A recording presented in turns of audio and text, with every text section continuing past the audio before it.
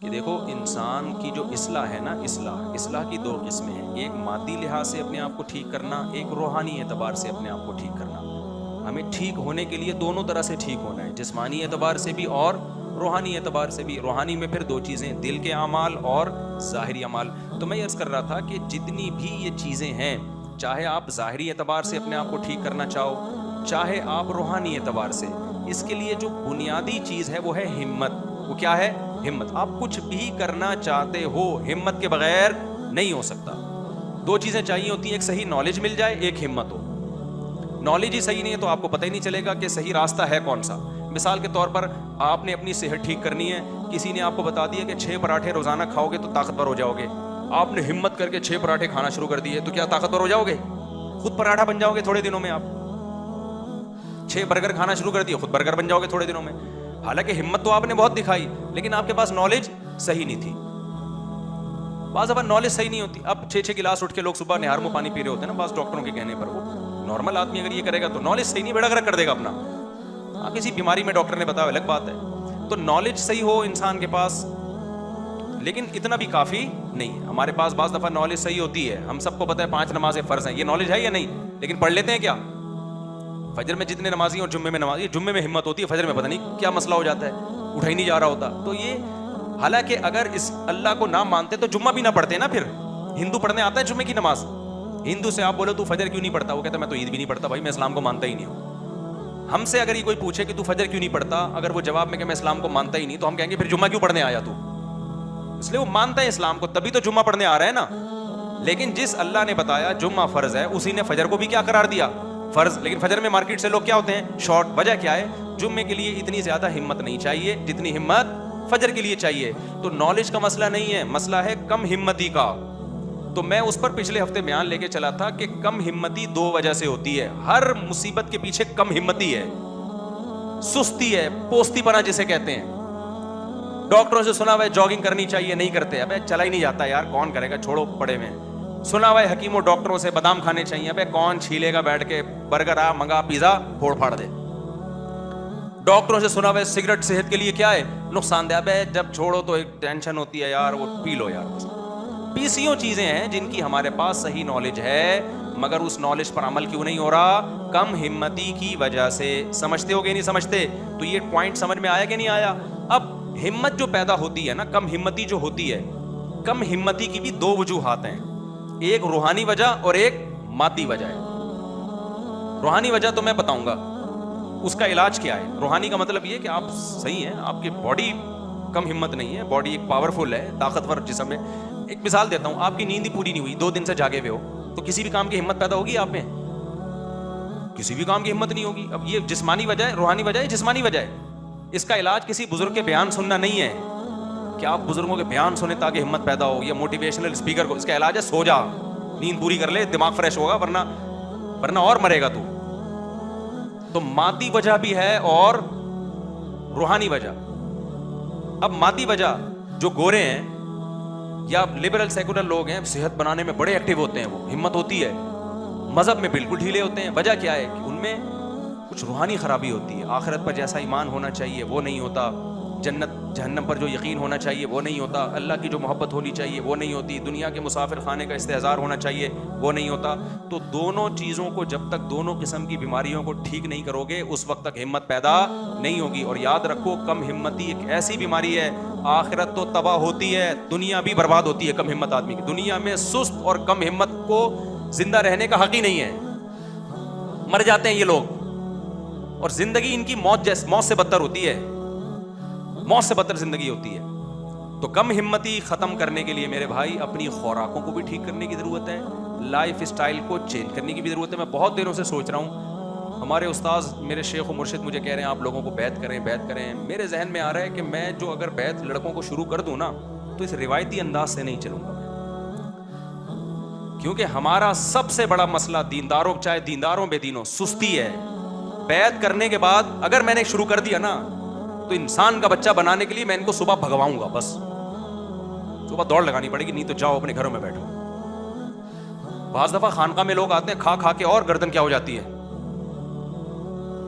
ویسے تو اللہ کا شکر ہے ہمارے اکابر نے جو خانقاہوں کا سلسلہ چلا ہے اس سے بڑے بڑے اللہ والے لوگ پیدا ہوئے, چست لوگ پیدا ہوئے, لیکن اب زمانہ کیا ہو گیا ہے, چینج ہو گیا ہے. اب ہم نے اپنے شیخ کی خانقاہ میں ٹائم گزارا, ہمارے حضرت ایسے ایکٹیو تھے, ایسے ایکٹیو, ان کی میں واقعات بتاتا رہتا ہوں, ان کو دیکھ کے ہمیں موٹیویشن ملتی تھی.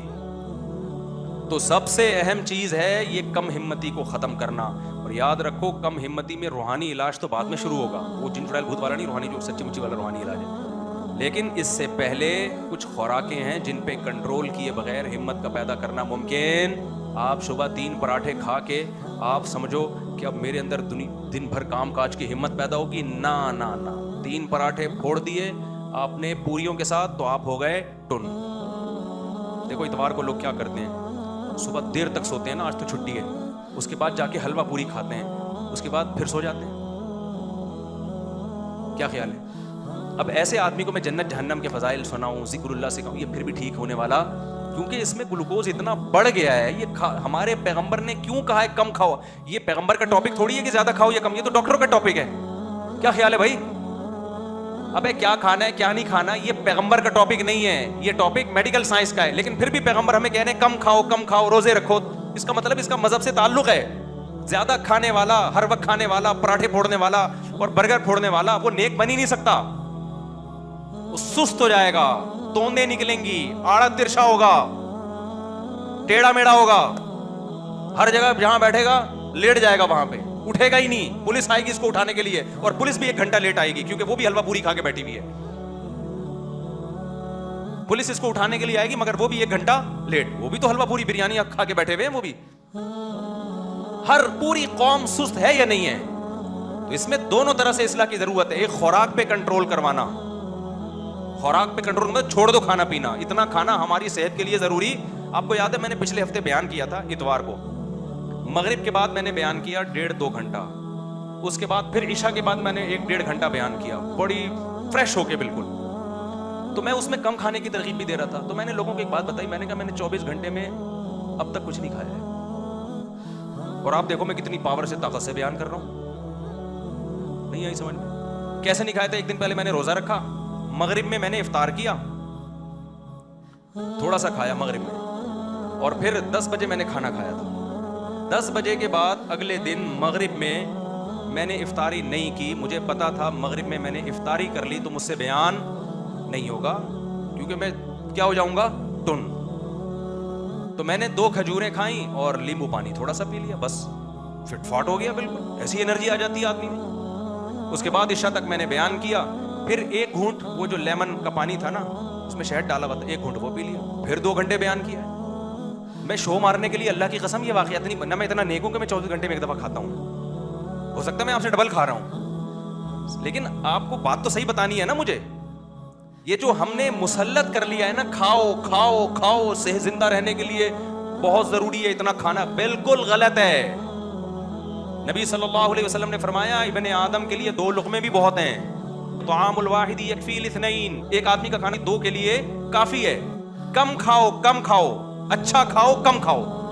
اب اگر میں جو روزہ افطار کیا کھجوروں سے کیا نا, اور لیمن واٹر سے, چینی نہیں شہد ڈالا اس میں, اگر میں اس میں کم کھاتا لیکن کھاتا 2 پکوڑے, پھر شاید یہ انرجی, وہ پکوڑے بیان کے دوران بتا رہے ہوتے کہ اب ہمیں ہضم تیرا باپ کرے گا کیا.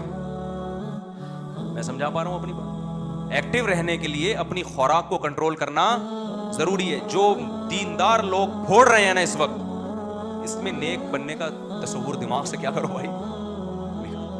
جب سست ہوتا ہے دماغ, آپ کے باڈی گلوکوز سے, انسولین سے, میٹھا جب جائے گا تو انسولین نکلے گی نا اس کو ہضم کرنے کے لیے. تو سارا دن تو انسولین اور شوگر کے پھڈے چل رہے ہیں آپ کی باڈی میں, سارا دن تو اسی میں الجھی ہوئی ہے وہ باڈی, کرے گی کیا وہ. اس لیے ہمارے مذہب کا حصہ ہے. دیکھو ہر قوم میں کچھ مذہبی کھانے ہوتے ہیں, اسلام میں مذہبی کھانا کچھ بھی نہیں ہے. اسلام میں یہ کہ نہیں کھانا. ایک واقعہ سنا کے بس بیان ختم کرتا ہوں, یہ ٹاپک اگلے ہفتے بھی میں لے کے چلوں گا. انسان کا بچہ اس کے بغیر میرے بھائی بننا ممکن نہیں. پھوڑے جا رہے ہیں. یہ بخاری مسلم کی حدیث ہے, صحیح حدیث ہے, کہ اس امت میں جو سب سے پہلے جو خرابی آئے گی نا, برائی آئے گی, وہ زیادہ کھانا آئے گی.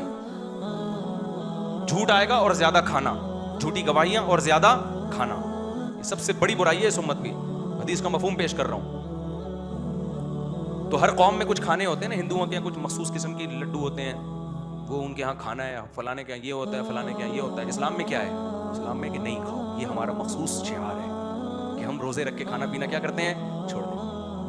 وہ واقعہ سناتا ہوں, مولانا قاسم نانوتوی رحمۃ اللہ علیہ تھے یا کوئی اور بزرگ تھے, یہ ان کے لیے چھوڑ دیں. ہمارا کام کیا ہے؟ کھانے پینے پہ بولو کنٹرول کرنا. آپ کہتے ہو یہ بادام پستے اخروٹ ہم کیسے کھائیں گے؟ جب آپ ادھر سے چائے کا خرچہ اور یہ پان گٹکوں کا کم کرو گے نا, تو میں نے کیلکولیشن کر کے دیکھی ہے کہ مہینے کی چائے یہ بادام سے زیادہ مہنگی ہے. آپ کیلکولیشن کر کے دیکھ لو, پستوں سے اخروٹوں سے بولو زیادہ مہنگی, دودھ سے زیادہ مہنگی پڑتی ہے یہ سب چیزیں. تو خیر یہ میڈیکل سائنس کا شعبہ ہے, کیا کھانا ہے کیا نہیں کھانا. میں تو صرف یہ کہہ رہا ہوں کہ اپنے منہ شریف پہ کنٹرول کرنے کی کوشش کرو, اور اس کا بہترین حل اللہ رسول نے ہمیں بتایا, روزے رکھنا. کیا خیال ہے بھائی, کیا کرنا ہے بھائی؟ میں نے ایک بیان میں لوگوں کو کہہ دیا 10 روزے رکھو, میں بھی رکھوں گا. میں نے تو رکھ لیے. 9 کے بعد دن کیا ہوا, میری آنکھ نکلی, پھر ایک بعد میں نے کمپلیٹ کیا.